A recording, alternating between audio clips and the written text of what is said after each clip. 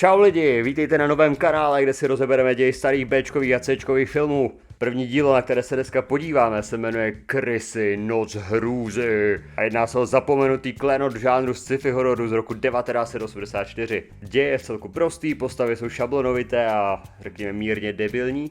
Herci krásně přehrávají, takže se určitě máte na co těšit. Ale upozornění, vyspoileruju celý film, včetně konce. Ale teď už k samotnému filmu. Takže první scéna začíná prologem, kde si ve zkratce dozvíme setup celého děje. V roce 2015, takže taková alternativní minulost? OK. Každopádně v roce 2015 došlo k nukleární válce, která zničila svět tak, jak jej známe, a většina lidí teďka žije pod zemí. Podobnost s Falloutem čistě náhodná. Takže lidi se prostě ukryli pod zem a vytvořili tam novou civilizaci. Nicméně ne všem se tohle líbilo, a tak se někteří zbouřili proti novému řádu a vrátili se žít jako divoši zpět na povrch země. Těmto rebelům se říká primitivové, brzy pochopíte proč. Samotný děj pak začíná v roce 225 ve věku po bombě. Na scénu přijíždí hlavní hrdinové na svých motorkách a tady v něčem jako armádních autech, kteří projíždějí krajinou a hledají nějaké zásoby. Postav máme celkem 10 a vzhledem tomu, že každý má tak jednu vlastnost, tak není nutné dlouho se představovat, takže jenom v rychlosti ti nejdůležitější. Tohle je Kurt, vůdce celé bandy, tenhle Chuck Norris z Vyše je Taurus, tady ten dlouhovlasý týpek si říká Lucifer, tohle je údajný Genius Video, Vévoda a téhle tmavší dámě říkají Čokoláda. Proč? Asi má ráda čokoládu, to bude ten důvod. Takže dojedou k opuštěnému komplexu budov a dají se na průzkum. Video otevře skřínku, kde najde hejno krys. Krysy budou později důležité. Video trochu zavtipkuje o maminčiných receptech na krysy a celá parta se za dramatických tónů gotických varhan vydává na průzkum okolí. A mají docela štěstí, protože najdou konzervu s jídlem. A jako já vím, že konzerva s jídlem vydrží docela dlouho, ale podle prologu tam ty konzervy leží minimálně 225 let. A taky najdou cukr a mají z toho radost. Jakože fakt velkou radost. Jako tuhle reakci bych čekal u jiného bílého prášku, ale OK, chápu, sehnat cukr může být na konci světa trochu problém, takže proč ne? A kromě toho taky najdou mouku. Čokoláda se moukou posype a začne se radovat, že je bílá.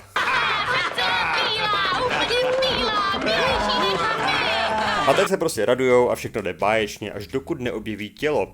A není to jen tak nějaké tělo, ale odkrys na kost ohlodaná mrtvola, kterou Myrna ohlásí těčákem, za který by se nemusela stydět ani požární siréna. A tady mě zarazila jedna věc. Všichni v hrůze řvou a vůdce gangu je jakože, no co, tak je to mrtvola, prostě tu byl někdo před náma, porvali se o zásoby, někdo někoho zabil, hotová věc. Načež mu tady Myrna odpoví. Ale nemá na sobě žádný stopy násilí, jak vysvětlíš tohle? Jakože jak to na té mrtvole pozná, vždyť na sobě nemá žádnou kůži. Navíc vidíš jenom hlavu, zbytek těla je pod tou dekou. To jako pokud nemá rozdrcenou lebku nebo urvanou hlavu, tak je to přirozená smrt. A kromě toho, když na sobě nemá žádné stopy násilí, tak kde je problém? Týpek si tam prostě sednul, v klidu umřel, no a pak ho kousali krysy. Zkuste si umřít v místnosti s kočkama a stane se to samé. Skupinka pokračuje v průzkumu a nachází další mrtvolu. Zamě na sobě nemá žádné stopy násilí. Video vyšší čokoládu, čokoládě se to nelíbí a ze skříně vypadne další mrtvola. Zajímalo by mě, jestli se ten chudák do skříně schoval a tam umřel, a nebo ho tam ty krysy nastavili schválně a říkali si, jaká to bude prdel, až na někoho vypadne. Všichni sedí u velkého počítače, což je nejspíš nějaká centrální řídící jednotka, a na scénu vstupuje Genius Video, který sebejistě prohlásí, že stroj před ním je videohra a on dokáže vyhrát každou videohru. A tak začne zběsile mačkat všechno, na co dosáhne, zatímco mu ostatní fandí. Dokonce čokoláda prohlásí, že když to rozjede, může jí udělat dítě. OK, tomu říká motivace. Video bohužel nevyhraje, ale aspoň se mu podaří rozsvítit světlo. Díky čemuž tady ten nedůležitý týpek s čelenkou a Lilith, jak se ta slečna jmenuje, najdou kytky a pitnou vodu. Po pár minutách videova marného snažení mu tenhle týpek, co utekl z vězné brány, řekne, že stroj před ním je počítač. Takže evidentně ne všichni z nich jsou úplní dementi. Jenom teda nevím, proč mu to neřekl hned. Video je nasraný, že nikdy nemá štěstí na opravdovou videohru a do počítače kopne, což spustí program Total Elimination Group. OK, tohle už celkem zní jako videohra, víc než cokoliv jiného. A představte si, že by to takhle fakt fungovalo, prostě kopnu do kompu a spustí se nějaký program. Navíc ještě takový Total Elimination. Docela pomstychtivý komp. Kurt ještě pronese oduševněnou hlášku. Počítače a mrtvoly nejdou k sobě. Tom přiběhne Lilith a oznámí ostatním, že se musí jít podívat na zázraky, čím samozřejmě myslí kytky a čistou vodu. Skupinka pak vynese všechny nalezené mrtvoly ven a udělá si pohodový táboráček. Pak se chvilku neděje nic zajímavého, video se domáhá svojí výhry, i když teda podle mě nevyhrál, ale je odhodlaný udělat čokoládě to dítě. Lucifer si to rozdá z Lilith, ale Lilith už nechce další kolo, Lucifer se urazí a odchází zkoumat bar. A zakucká se z úžasného pití. Jo, to je úžasný pití. Jo, musí to být výborné, taky takhle reaguju na úžasné pití. Asi Božkov republika. A po půl hodině filmu se konečně dočkáme nějakého toho krysího teroru. Tady týpek s čelenkou, který se mimochodem jmenuje Noé, začne řvát na krysy, které se koupou v pitné vodě.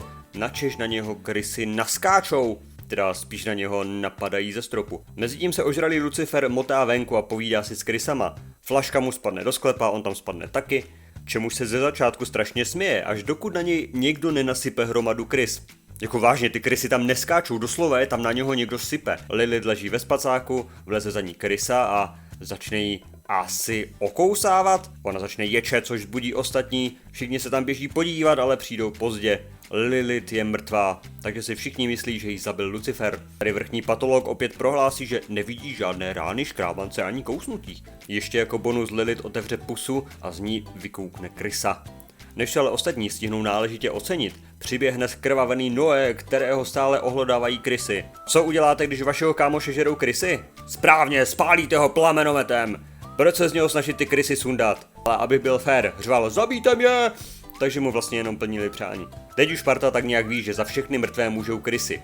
Také zjistí, že krysy jsou všude, ve všech budovách kolem nich. A tak udělají jedinou logickou věc, kterou mohou udělat. Vrátí se dovnitř. A tady se nám trošku zatoulá logika. Vůdce Kurt prohlásí, že odtud nevede žádná cesta a pak prostě odejdou dveřmi ven. Najdou mrtvého Lucifera a navíc zjistí, že jim krysy prožrali pneumatiky. Fikané krysy. Vévoda se pokusí vyvolat vzpouru, protože Kurt je podle něj na hovno vůdce, jelikož nepohlídal motorky, ale nikdo se k němu nepřidá a tak se rozhodnou zabarikádovat uvnitř. Osobně bych se pokoušel spíš dostat pryč od těch krys, ale zabarikádovat se s nimi v tom domě je určitě taky super nápad. Takže si připraví prkna, seženou hřebíky, zatlučou dveře i okna, vedou dementní dialog o krysách a pak zjistí, že zapomněli zabarikádovat jedno okno, kterým se samozřejmě krysy začnou hrnout dovnitř. Ty vole, je jich tam 10 a to okno není nijak schované a je doslova uprostřed té místnosti. To si fakt nikdo nevšiml, že není zabedněné. Každopádně Diana, která k oknu byla nejblíže, je pokousaná a tak potřebují vodu, aby jí vypláchly rány. Ale jelikož Taurus ji zapomněl vzít, dobrá práce mimochodem, tak se skupinka musí opět rozdělit. Takže holky, vévoda a video zůstávají v místnosti a zbytek jde do sklepa pro vodu. Tam ale zjistí, že ve vodě se koupou krysy, takže je znečištěná a navíc jim krysy obsadili schodiště a tak se nemůžou vrátit. Kurt se je znovu pokusí flambovat, ale plamenomet mu přestane fungovat. Krysám se začnou spouštět posily. Tohle je určitě krysí Tom Cruise. Hrdinové panikaří a snaží se vymyslet plán, zatímco krysy si prostě chillují na schodiště, vůbec si nevšímají. Kurt vyrobí improvizovanou pochodeň a už to vypadá, že kolem nich projdou, ale na Tauru se najednou skočí krysa a tohle to je rozhodně tříska ze želvých ninjů. Hele, jak na něho skočí a sejme ho z těch schodů. Co takhle z něho zhodit ty krysy? Nebo mu zkusit pomoct? Ne? Je pozdě. Tak ne, no, ok, už mu není pomoci, ok.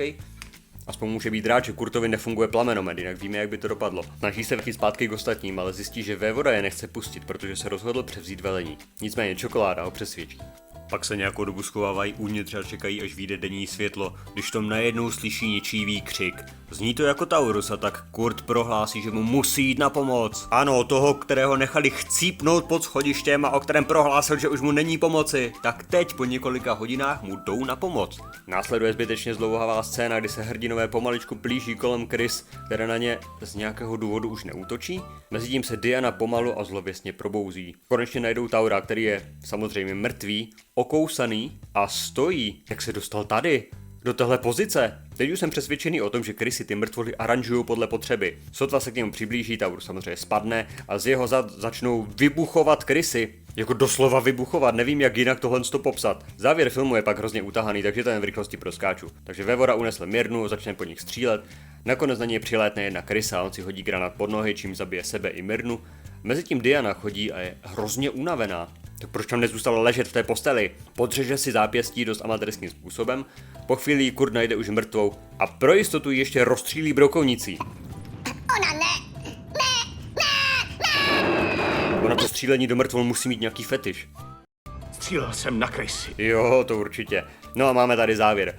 komínu se začnou sypat krysy, které začnou doslova vyrážet dveře. A mezi tím vidíme, jak se venku procházejí chlapci v protichemických oblecích a rozprašují nějaký plyn. Asi místní deratizátoři. Kurt tady s tím plešonem, u kterého jsem doteď nepochytil jméno, se snaží držet dveře, ale krysy jsou evidentně silnější, vyrazí dveře a zabijí je. Čokoláda křičí, deratizátoři se blíží a poslední přeživší, Video a Čokoláda, stojí na místě, ječí a po nějaké době si uvědomí, že krysy zmizely. A jelikož je všude kolem plyn, utíkají z budovy ven. Video je přesvědčen o tom, že je přišli zachránit lidé z povrchu a tak utíkají za nimi. Narazí na deratizátory a pak omdlí.